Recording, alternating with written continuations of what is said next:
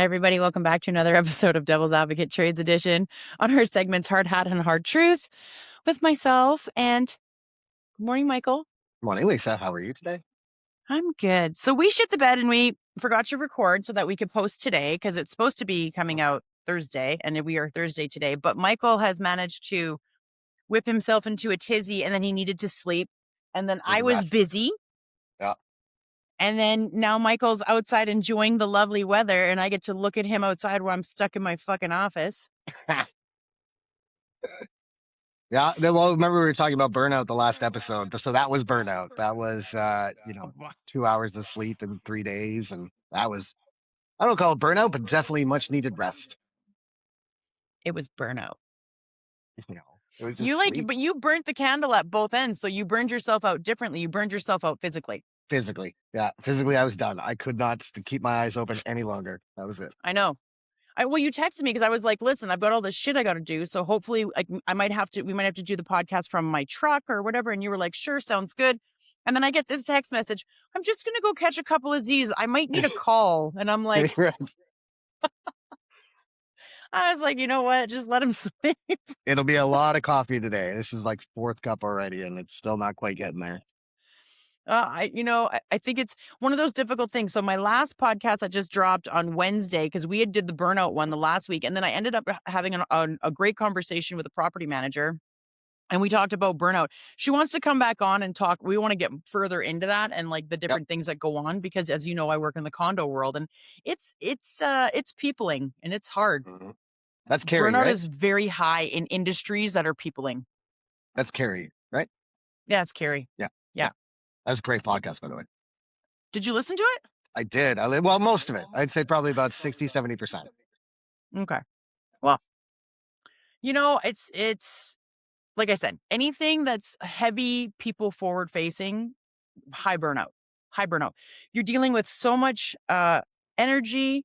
You're dealing with different personalities. You're dealing with conflict consistently on some level.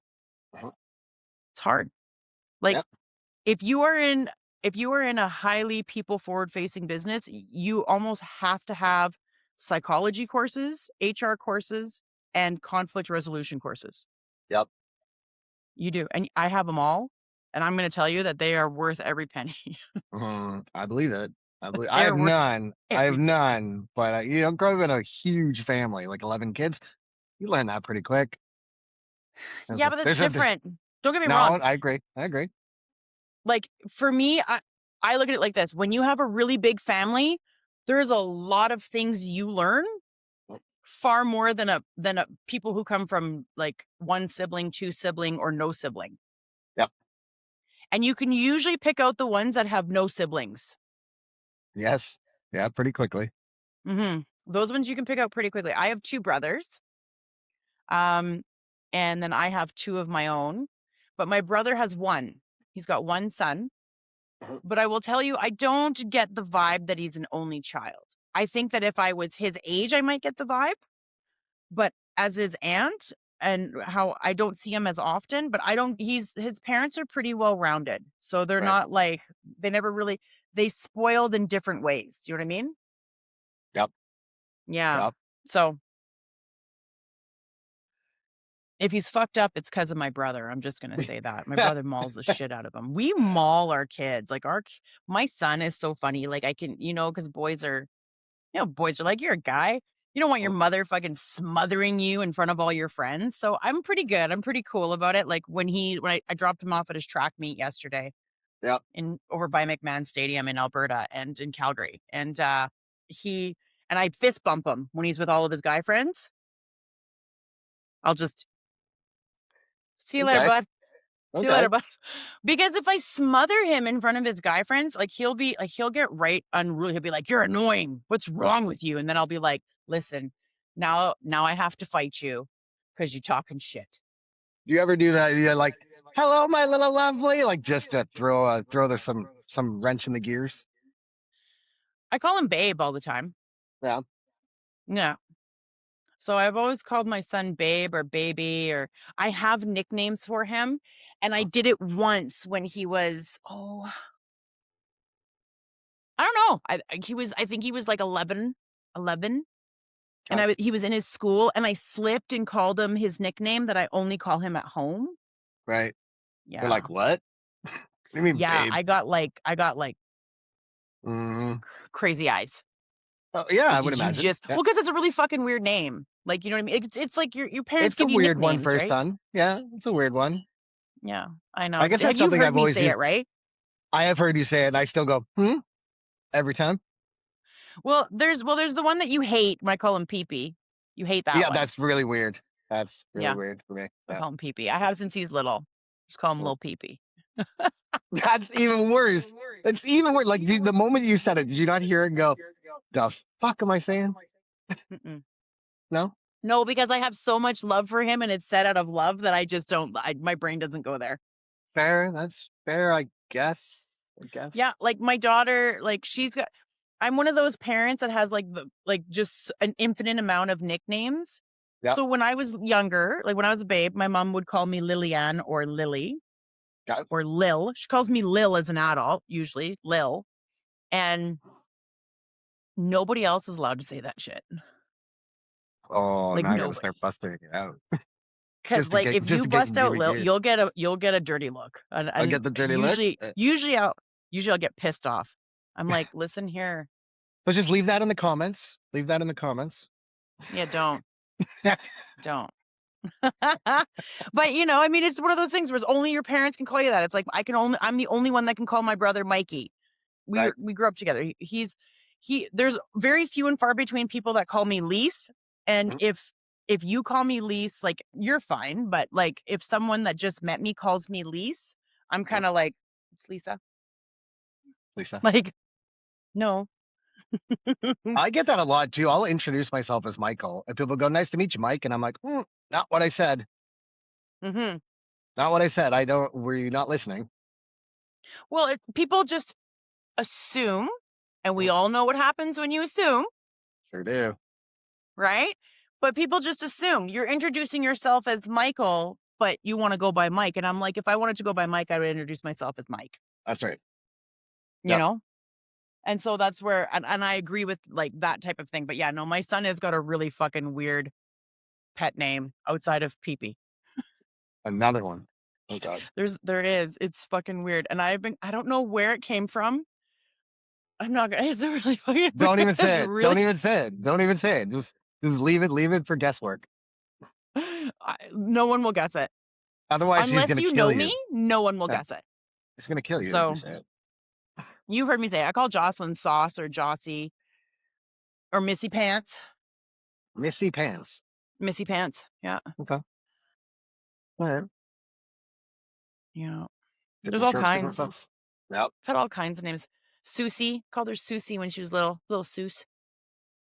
Yeah, I mean, it's still a Uh, chopped up version of the name, yeah. but still, it's close. It's not completely off. No. No. But I usually call her Saucy Jossie, right? Yep. Yeah. That So works. that's what she, That works. yeah. So she gets called Saucy. Mm, I'll just like in the middle of like the mall, I'm like, Sauce. mm. And she I will turns say though, around she's and not she's, she's not really saucy though. I mean, I'm sure she can be with you, but based on anything I've ever heard her interacted with, she's a kid who's but she definitely got likes you. That's her head on her different. shoulders. Yeah. Yeah. Well, yeah, she's a super smart kid, and she's like, I mean, I gotta be honest, like, people are always like, "Oh my god, when you're raising a teenage girl," it's like, I don't have that problem. No. My taste of my own medicine is my kid, like my son. Right. That's me and Ty, it's like but we have such a close relationship too. Like, he Yep. tells me everything. I'm Yep. like, "Are you There dating anybody?" He's like, "No, mama, you'd know." I'm like, "I you- better." They've got good heads on their shoulders. I'll tell you that. Well, I appreciate that. Thank you, Michael. They're good kids, but yeah, Joss, I don't have any real problems with. There's been problems, But that's but life. it is what it is. So, but anyway, talked about burnout.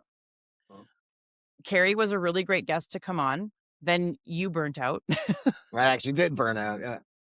Yeah. Physically. Physically. I haven't burnt out yet. I'm still waiting on hearing because as you and I were talking, there was some wins in walking into some potential proposals, and so I'm just waiting on the feedback for those proposals.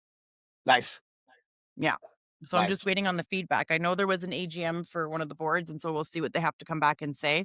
But Yep. yeah, I I also get worried because this is my first year where I'm on a committee for like I haven't been on boards for a long time, and so I joined the ACMA board, and then Mm, you're part of that realm with us because yep. I brought you to ACMA, and ACMA said yes, rah rah zis boom, and you're very well received by the board of directors for ACMA.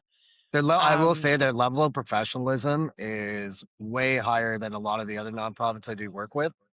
Like how they handle their minutes, how they communicate with each other is really, really on point. oh, thank you. I Mm. appreciate you saying that. I know we all work hard. Well, some more than others. It is a Well, that's board, everywhere Michael. though, right? That's It's an everywhere, 80/20 right? rule. Yeah. Everybody's got their different days, right? Yeah. Right. It's again life. Yeah. For the most part, anyone, if you ask anybody on the board who does the majority of the work, it would be me. Yep.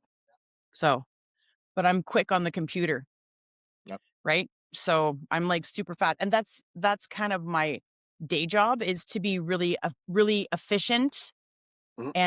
and like a quick turnaround, quick execution. Yep. So it's kind of what I do. That's So yeah, but so inherent to the you were well position. received, and then now I'm doing the ACR. And Mhm. so the ACR, as you know, is the Alberta Condo and Real Estate Conference. And then we've kind of gone head to head with ACC, which is CCI's Alberta Condominium Conference. Right. Um, and I'll be honest with you, between you and I feel like the vendors, like they feel like they have to pick a side. It's almost like I feel like we're in Mean Girls, and like one is like, you can't sit with us at Right. a table. Right. You know what I mean? Right. And so it's like and I feel like as a vendor, like as a consultant slash vendor, I'm like, I don't I'm not that person that would tell people where to spend their fucking money. Do you know what I mean? Right. If Like it's I'm for the just betterment of not that person. industry though, why compete? But that's kind of how I look, but I feel like there's a competition in it because Mm. it is like, I mean, there's three conferences now inside of Alberta between Edmonton and Calgary, and it's not really fair that they all don't get the exposure that they should. Now here's the thing. CCI, I'm a professional member with them, and they bring so much value to industry for boards. But Mm. then I started to kind of hear that they were creeping into the property management, or sorry, condo management lane. Right. And I'm not going to lie to you. There's a part of me that I was like, get in your fucking lane. Like, that's ACMA. Right. ACMA does that. ACMA deals with the professional side. Do not become a fucking Costco or a Walmart. Stay driven to the boards because that's where you guys excel. And they do, like they've got so many resources. It's like a national association, you know what I mean? And so I've been a member with them since 2019, Long 2020. time. Yep. Yeah. So and I've known of them since I became a property manager.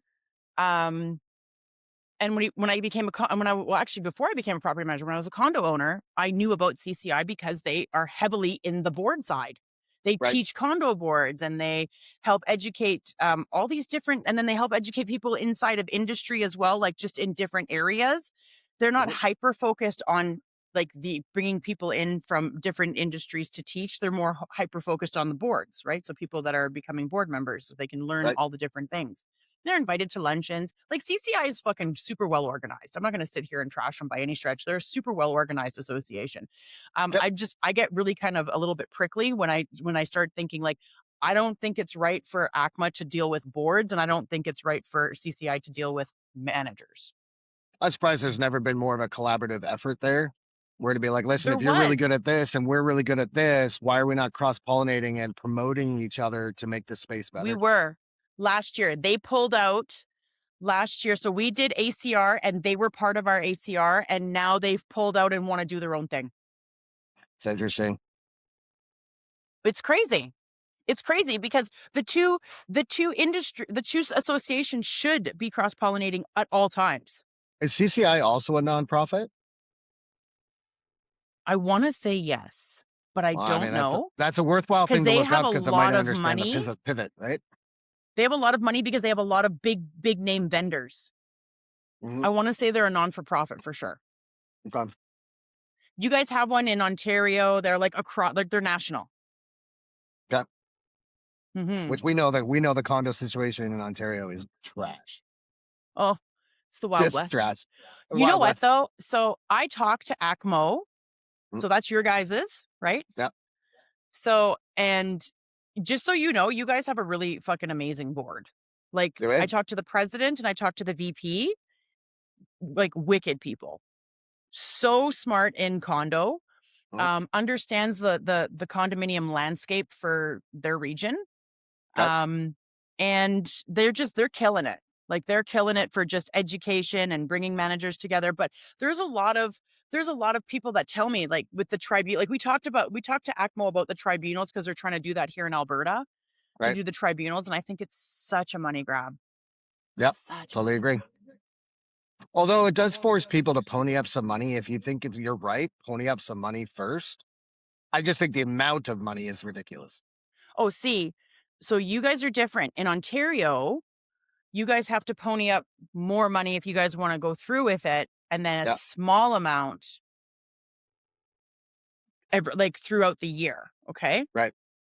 Alberta and its greedy little pockets are saying anything titled is $7. So if you're titled parking, if you have titled storage, if you have, it doesn't matter. So your unit is auto $7 a month. I think it's something like that. Something crazy. Or even if it's $7 a year, I don't care because it's still Yeah. seven. And I'm like, if Ontario's one and we're seven, like I think it's a month. But anyway, Yeah. so it's $7. But then what happens to the people that are downtown Calgary or downtown Edmonton and they've got 3 titled parking stalls? So they paid to title those stalls so that they're theirs. Now it's $7 each. Crazy. That's insane. And then it's like $150 a unit to file, or if $150 a pop to file. And it's money, money, money, money, money. And I'm just like, that's, and then they're like, it's not totally clear, but they're talking about how they're gonna bring in how like basically the way it's looking is that managers are gonna have to collect this money because it's on the unit factor, not What? on their. And I'm like, if you're going after titles, then put it onto their Yeah. like in my brain, it makes if you're gonna go after titles, then put it onto their property Yeah. title. Yeah. But it's quickly seeming like ownership is becoming more of a rental situation Yeah, where everything's just pay, pay, pay, pay, pay, pay. Where's the ownership? If you yeah, constantly have to pay, that's rental. It's yeah, not ownership. yeah. Well, that's it, right? And it's just I don't know, it's gross for me. I don't like the idea of sorry, anybody, you know, having to pay so much money on things that the whole reason why they did it was so that they didn't have to fight for parking, they didn't have to pay additional costs. They bought it. They Right. bought it.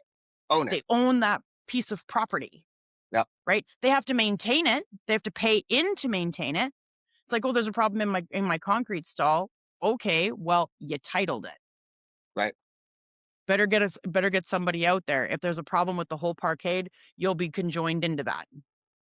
Yeah. How would that work if you have a problem just in your one stall? So say, for example, there's like an oil leak which causes damage to the concrete inside of underground parking, but you've now titled it.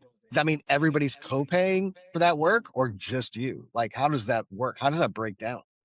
So usually when you have titled stalls, majority of the time, the entire lot is titled, which means Okay. that all the owners have to contribute into that if they have to do the whole parkade. If it's one stall, it's owner issue. That's messed up. So and then it depends like what we're talking about. Is it aesthetics? Is it surface or is it underneath? Right. Because then it's court problem, right? The further deep you go, like the further the penetration of it is more of a corporation problem. Right. But if I'm being honest, I haven't had to deal with that. So Okay. I don't know if the laws have completely changed around that, but I know that for the most part, anything that once it gets to a certain area and once it gets to a certain problem type, like a deeper problem, and there's multiple area affected, it becomes a corporation issue when we've got titled stalls. Right. Because I know a lot of the condo agreements that I've seen and had to deal with are always at the paint, right? So at the paint, at the surface, right? Everything else is the corporation's problem. Well, and a lot of times that's how it is because when you have a building, you have a reserve fund study and it talks about your concrete pads, right? Talks about your garages and whatnot. So they're already paying into it. If the stall is titled, it's basically their way of saying I own this stall and it's mine, but they're still paying the same condo fees, if not more, because their unit factors would have gone up. So they'll actually be paying more for their titled stall in Right. regards to the condo fee itself. Sometimes that happens as well, right? Right. Because you have a larger unit factor. I don't know, it's all fucking money at the end of the day. And as far It's as all I'm money. concerned, when people want to buy things, I don't think that they should be charged on top of charged on top of charged. No, and not And how many monthly, of these people are going to annual, fucking over and use the over and over. tribunal? No Sorry, one. go ahead. No one. No one's gonna use it. But going back to that, it's just like it's just money on top of money on top of money where it feels like a rental. It doesn't feel like ownership. For a little Agreed. slot in the sky, right? That Yeah. doesn't really exist. And you're just paying, paying, paying, paying, paying. But it seems like it's like that with everything these days. Do you notice that? Yep. Yeah, across the board. Everybody wants their monthly fees, right? I work in tech. Everybody wants monthly fees. I don't do monthly fees ever because I think it's stupid. Pay, result, next. I don't understand. Like, I just feel like in our society, Mm. it's just, if it's not additional taxes, it's some new fucking, this is going to help you in the long run fucking narrative. Right. Sure it Is is. it? Sure it Because it's is. not helping me now.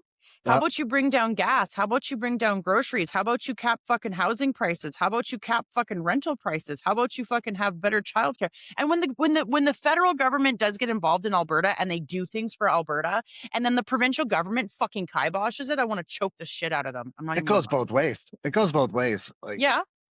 But a lot of times Alberta is getting additional funding like every other fucking province from the feds, and Alberta's like, "Oh, we're going to keep that money." Like the province is like, "We're going to keep that money. We're not giving it to you." uh, It's been released by the feds to give our citizens, but they're all like, "Oh, no, we're going to keep that." And I'm like, "How it about wasn't you?" it the same thing that happened in Ontario too, where they decided to keep like sitting on like $8 million or $1 billion or whatever, some crazy high number, and you're like, but why don't you actually put that money in action? Like I And just feel like politicians would be the worst business owners ever. They would all be we broke had this and conversation. homeless. It's like they flunked out of fucking entrepreneurial school. Right. Like, just like, I think you should have to have a certain amount of business experience with success in order to be a politician. Hmm. You can't just float and be a politician and that's it. Because it doesn't seem like they know anything. And they're all getting so friggin' old. They don't even know what society's like anymore. They've just been career politicians for 30, 40, 50 years. And you're like, you don't even have a pulse anymore, let alone a pulse for the people out there. It's overly frustrating in general just to pay attention to the politicians. I mean, like, is it your politician? Your guy out there is fucking Doug Ford there, right? Yeah. Yeah. Yeah, His brother and wasn't mine's bad. At Danielle least he was Smith. Do you know what they have in crazy. And common? What's that? I don't know. I don't know. His brother wasn't that bad. His brother was crazy, but did at least some good stuff. I remember his brother. So You what know, and does I like, Danielle Smith and Doug Ford have in common? I don't know, same party. That's about it. There you go. Both conservative. But Where do you you know fit what on that everyone, you fucking know what scale, everyone will Michael? say about Ford? You know what everybody will say about Ford? He's a liberal. He is a He's liberal. He is a liberal. As far as I'm concerned, everything that he's backed, he's been a liberal. And I don't really care. I mean, I voted liberal, I voted conservative. I've never I know. voted NDP because they're supported by the union, so I can't do that. No fault of unions, just not my jam, Hmm. That's fair. right? But it's just like I mean, I love Jean Chrétien. He was friggin' awesome. I know. Jean Chrétien. Love that guy. He's pretty funny. He actually is making comments about everything that's going on inside of Canada and in Alberta. Have you read some of his comments? He's fucking hilarious. I have not. I mean, there's been a couple other former liberals that have spoken up about the problems with current politics as a whole. It's funny to see like a lot of the older politicians actually starting to comment on this. That's when you know you've really gone astray. is when other politicians are commenting about their own parties that they used to be in, and they're like, "This is a problem." Yeah. Yeah. Like that's an issue. Yeah. But, you know, if I'm being honest, I believe that all politicians in the beginning come in with the best of intentions and then they're bought out. Oh yeah, yeah. Was it five? I think we talked about it before. About 550, 600 people. That's all it takes to buy all politics. Yeah. You just need to be a multi-millionaire. Yeah, yeah. Yeah. If you're like, if you got 100 million in the bank, you could buy parliament. Right. I think they're for sale. I don't know. I just maybe it's that old saying, like we used to think politicians were better and they wouldn't philander like they do nowadays, and it's kind of rose colored glasses. Yeah. Maybe we're just getting old enough to be cynical. I think they're all a little bit crazy, if I'm being Yeah. honest. I think they all have a personal agenda and they float on a narrative that gets everybody fucking either heated or in their feelings to support them. And then they kind of flip they flip it. And that's something that I've just paid attention to since I was since I was young enough when let's say my early voting days. That is something that I've just noticed. It's the one thing that stays the same. They talk out of two sides of their mouth. Well, it's party politics too, right? Where you have to toe the line. Well, is that necessarily what your constituents think, or are you just towing the line? Because we've seen it. What happens when people don't toe the line? They get kicked out of their own party. Yeah. What? What? But they're just representing their constituents. They're doing what they think is best for their constituents. How is that a problem? It shouldn't be, 100% of PC votes the same way and 100% of liberals vote the same. That's a problem. That leads me to believe that, what? We probably shouldn't be voting for them, period. Yeah. Agreed. I agree with you. But everybody feels like, if you vote for an independent or you vote for another party, you're just throwing your vote away, which is also True an that. unfortunate position to be in. And I mean, like, I think a lot of us have thrown our vote at one time or another. Mm. Just because I'm not saying everybody by any stretch. I'm just saying some of us at one time or another. I can honestly admit that I have. There's I been have, elections where I have thrown my vote because I'm just like, fuck this. I don't trust either of you assholes. which is sucky to feel like you're in a two-party system. And that's truly Yep. unfortunate. Well, I feel like I'm in a three-party system, not necessarily a two-party system, a three-party system. And Well, isn't sometimes I it don't like what two-party any now? of them Because have to say. I don't like. does NDP even have official party status anymore? I don't know. I think so. Do they? I thought they lost Mm-hmm. it. I don't know. I don't keep up Mm-mm. enough with it anymore. I used to follow No, a I lot of think politics, but they've I've got just a gotten fatigued. no. They got a new person and all that jazz. But whatever. Anyways, we're Yeah. 27 minutes. Yes. We Yeah, roundabout where's the talked. alarm? Where's the alarm? Listen, I didn't set it. What, you're not doing like the 3 o'clock in the morning, set it and forget it? The Leatherface guy? You know? Listen, You go to don't cook yell your at me. turkey, just set it and forget it. You fall asleep at like midnight, 1 a.m. You wake back up and you're on some infomercial with the Leatherface guy. You just set it and forget it. I bought those things. Of course you did. Of Of course I course you did. did. They were not set it and forget it. It was set it and burn it. Set it and burn it. You better Yeah. stop. Yeah. Fucking crack me up.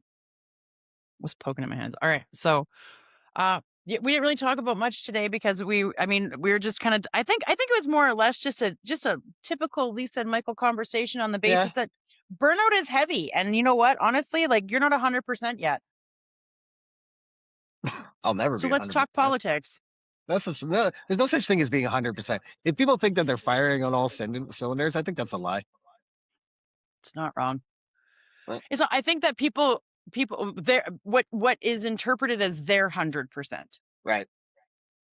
Like this Yeah, is as good as it's gonna fucking get. For today. Tomorrow could be For a different number. Right? Like today, You're now hilarious. I'm gonna move over to the sunshine. I'm gonna sit in the sun. I'm probably gonna get burned and just enjoy working outside. Like that's it. Yeah. That's fair. Get some vitamin D, put the feet in the grass, reset.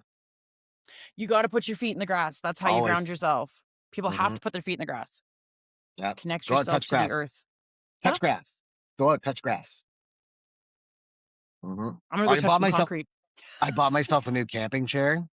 So this is a quick little thing. So I bought this camping chair. I picked it up at Costco.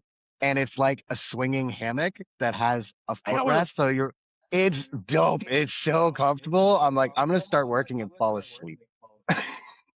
It's I so have comfortable. 3 of them. Mm. I have 3 of those chairs. They're on sale right now, $55 at Costco.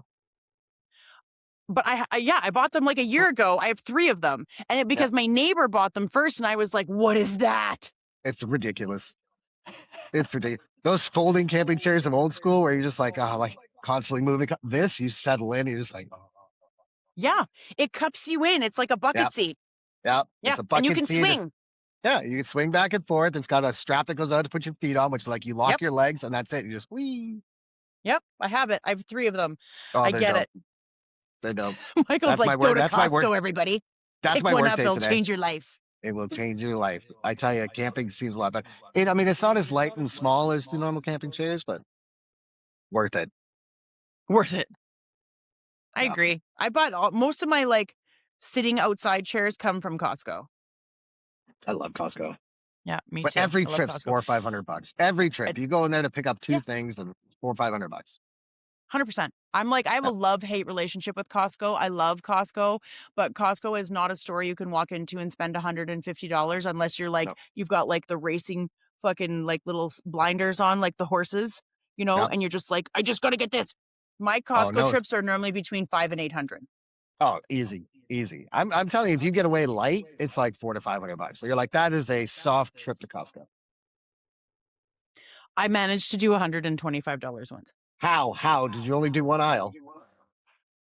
You can't. You can't. How can you just you just don't see the things? I, I, I, I'm like, it's like tunnel vision. Oh I'm like, I no. need this, this, and this. And like, I'm really bad because I make this little noise, like when I see something I like because it's on sale. And then I'll Woo. stop and be like, ooh. And then people are like, and then, like everyone that I knows me is like, what are you looking at? What's on sale? And I'm just like, hee, Mhm. hee, hee, hee. So but I don't do that. I just grab what I need and then I get the hell out. No, I see, but I can't because then I walk into the meat section and I'm like, like, oh, sweet, cool. I picked up I make sure it's not like a meat. eight Yeah. pounds, 8 pounds of thinly It's right at sliced the front. pork belly for like 30 bucks. I'm I like, need what? everything I needed to get was in the first 2 aisles.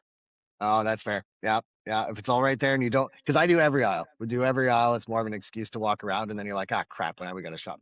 Listen, I said it was one time, Michael. One It's not the time, one average. time. Because one time it can be done. That's what that was.